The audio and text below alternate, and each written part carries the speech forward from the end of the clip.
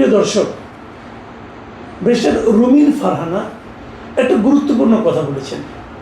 তিনি বলেছেন যে এই দেশে আগামী 100 বছরেও আর কোনো গণ অভ্যুত্থান হবে না। ব্যারিস্টার রুমিন ফারহানা এই কথা বললেন কেন? এটা কিন্তু খুব জরুরি একটা প্রসঙ্গ। অনেকে হয়তো বলবেন, ব্যারিস্টার রুমিন ফারহানাও কি 2024-এ হয়ে যাওয়া গণ অভ্যুত্থানের সুফল ভোগ করছেন না? হয়তো করছেন, কারণ 2024-এ গণ অভ্যুত্থান না হলে, হাসিনা সরকারের পতন না হলে এখনও কিন্তু দেশে শেখ হাসিনার সরকারই থাকতো। তারা 2029 সাল পর্যন্ত থাকতোই। তখন তো রুমিন ফারহানা এত দ্রুত ইলেক্টেড হয়ে জাতীয় সংসদের সদস্য হতে পারতেন না।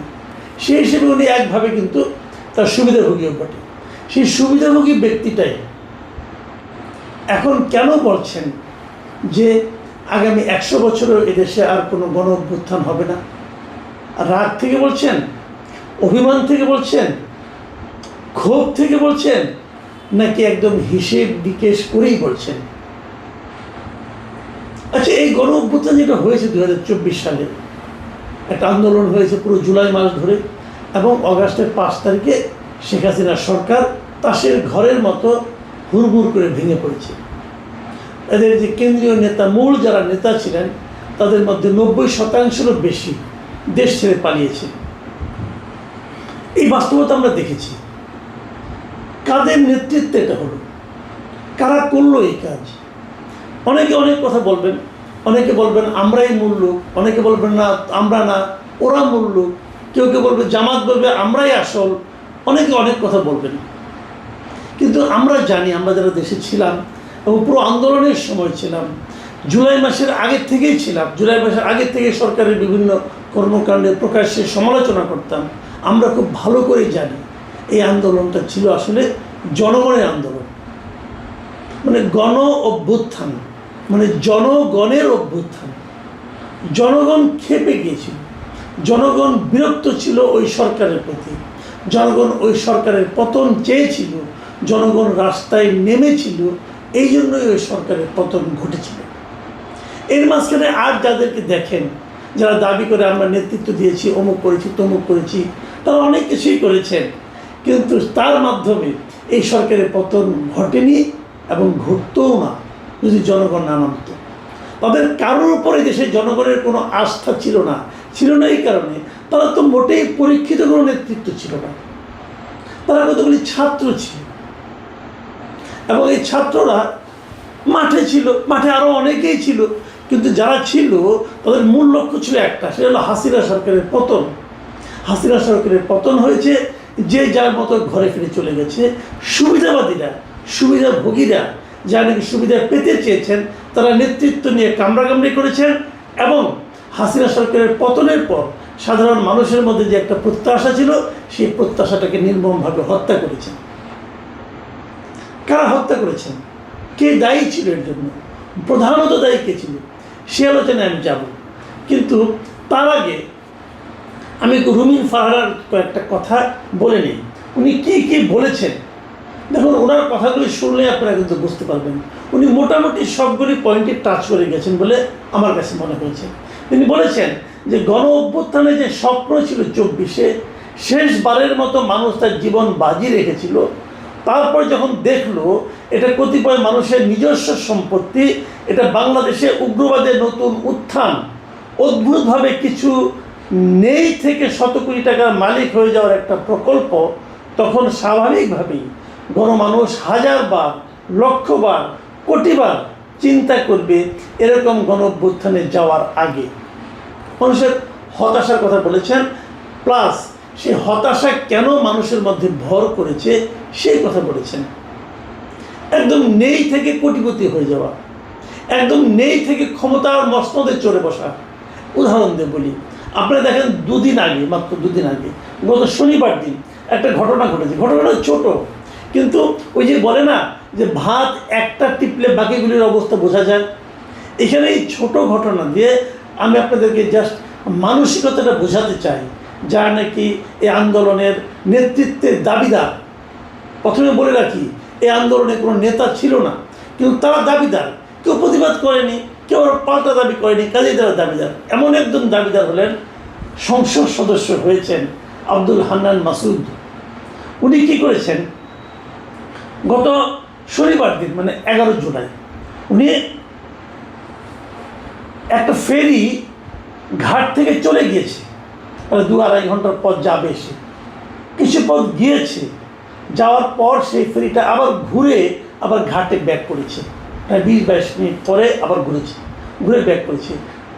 ফেরি ভর্তি যানবাহন ছিল, লোকজন ছিল, মালামাল ছিল, সেখান থেকে ফেরিটাকে ব্যাক করতে হয়েছে। কেন? কারণ হাতিয়ার যিনি এমপি আব্দুল হান্নান মাসুদ, উনি ঘাটে এসেছেন, উনি ঘাটে আসার আগেই ফেরিটা ছেড়ে দিয়েছিল। যাওয়ার কারণে উনি এসে ফোন করেছেন আমি এসেছি, তো ফেরি আবার ব্যাক করেছে।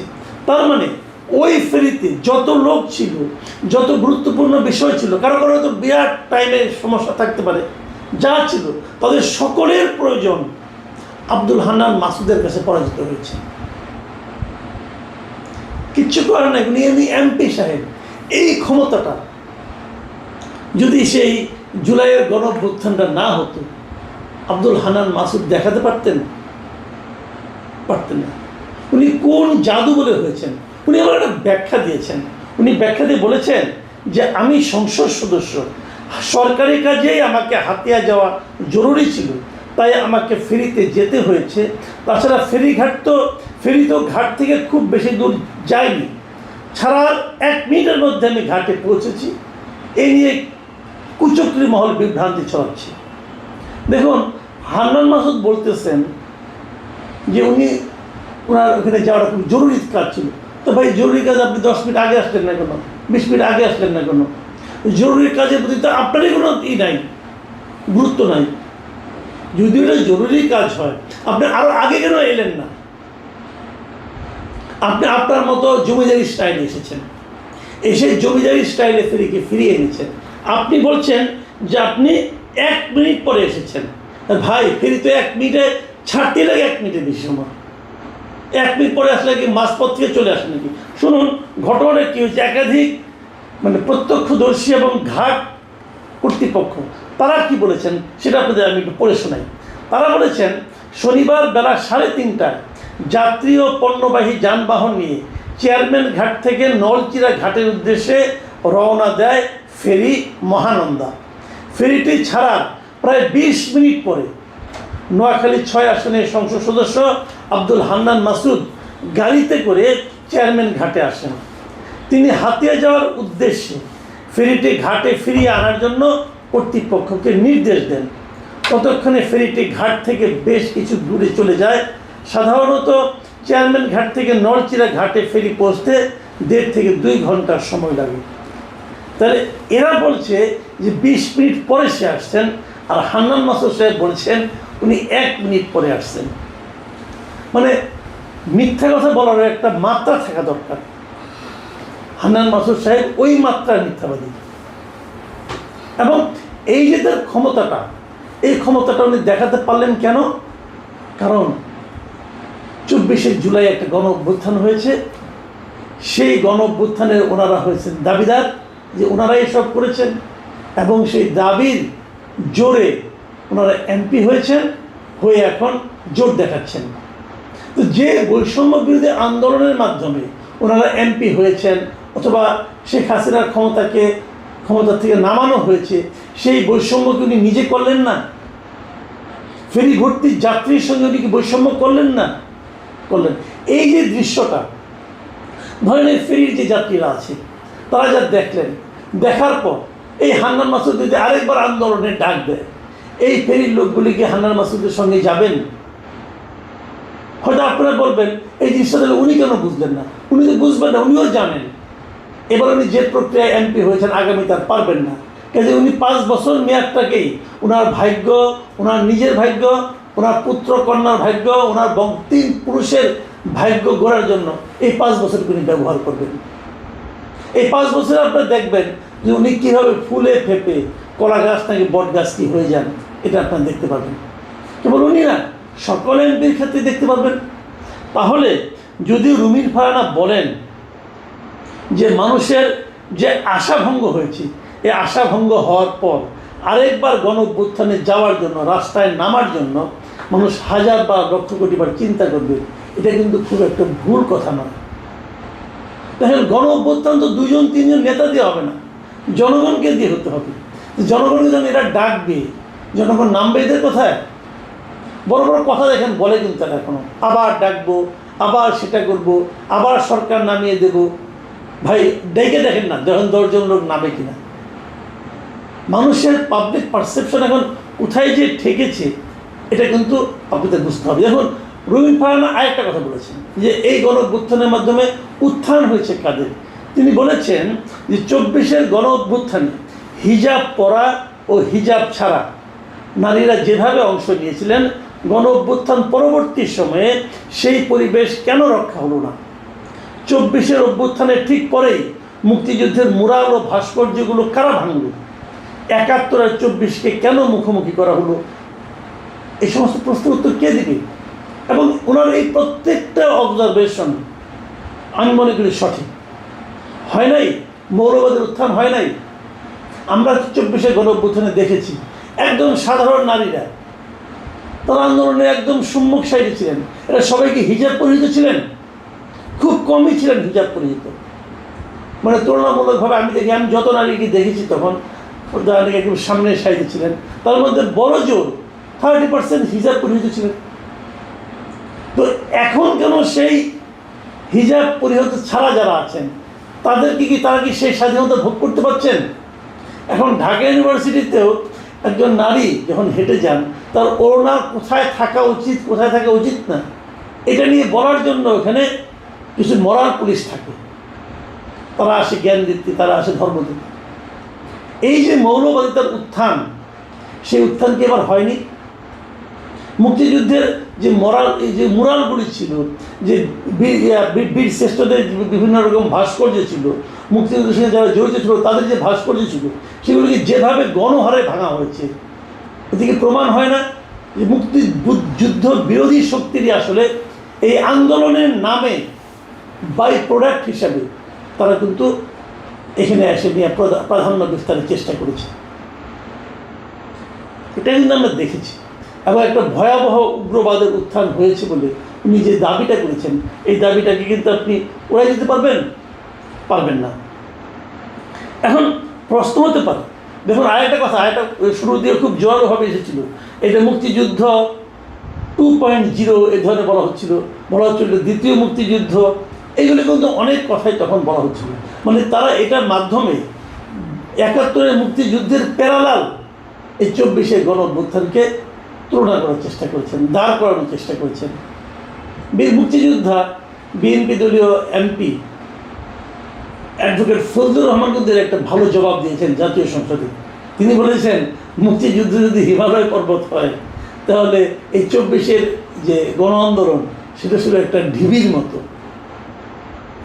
তুলনাটা হয়তো শুনতে অনেকের কাছে অনেক বেশি পার্থক্য মনে হবে, কিন্তু তুলনাটা আসলে কিন্তু একদম বাস্তবতার কাছাকাছি ছিল। আপনারা তো বলবেন যে এমন একটা অভ্যুত্থান কেন ব্যর্থ হয়ে গেল, এর পেছনে আসলে কে দায়ী? দায়ী অনেকগুলো বিষয়, কিন্তু প্রথমত এবং প্রধানত দায়ী ছিল ডক্টর মোহাম্মদ ইউনূস। এটা হলো আমার বিশ্লেষণ, আমার বিবেচনায়।